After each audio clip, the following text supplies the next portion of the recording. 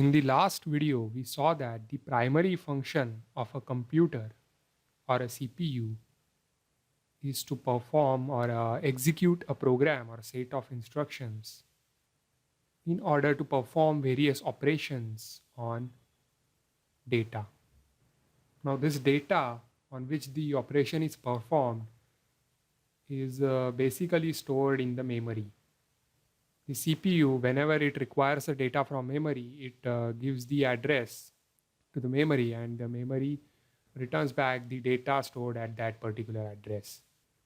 Now, all these operations are performed depending on the program.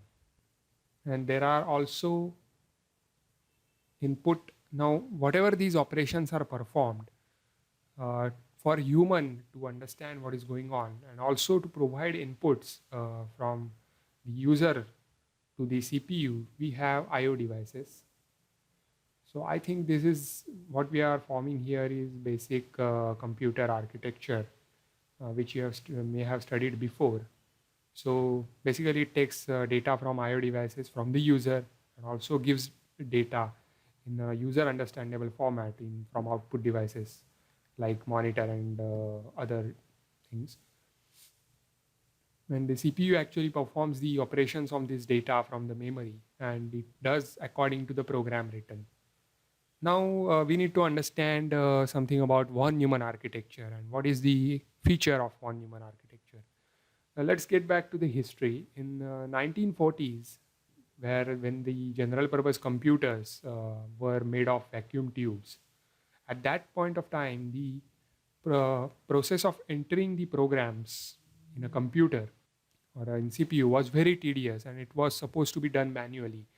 So even though the machine or the computer at that point of time was able to perform different operations, the task of changing and altering the program was too difficult to perform. Von Neumann in 1945 came up with the idea that what if the program was also stored in the memory? And in some format, the instructions, the set of instruction, if they are stored in the memory itself, and so that they can be read by the CPU and they can be executed one by one. So in the model proposed by von Neumann, the altering or changing the program was very easy just by setting the values in the memory. And also the reading of program by the CPU was much faster. So let's take a look at this architecture and see different components in the CPU and the peripherals. So here you can see the von Neumann architecture and the basic components of a computer. So like we discussed, we have IO equipments and main memory, and this is the central processing unit. Now this consists of two parts, arithmetic logic unit and a program control unit. So arithmetic and logical control unit, it performs arithmetic and logical operations on data. And second, control unit, it provides control signal to all components. So we have seen these two major or the units in the central processing units.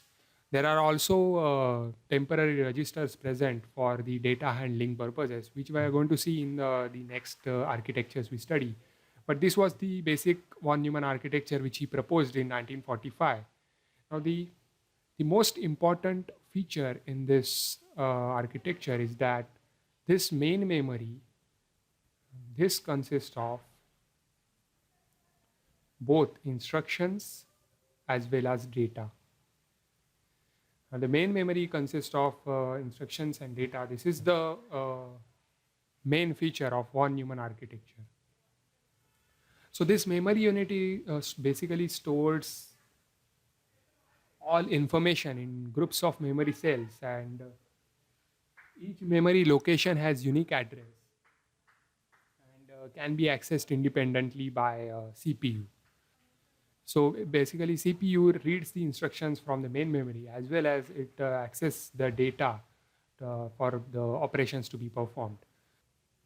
I hope you have understood all the major components present in the computer architecture, which are the CPU, which consists of ALU and control unit, the main memory, which consists of instructions and data for von Neumann architecture, and the I/O equipments to provide user interface for the computer. So this is the basic idea of computers, modern computer architecture. And in next video, we are going to see how this architecture performs. Stay tuned for more. Thank you.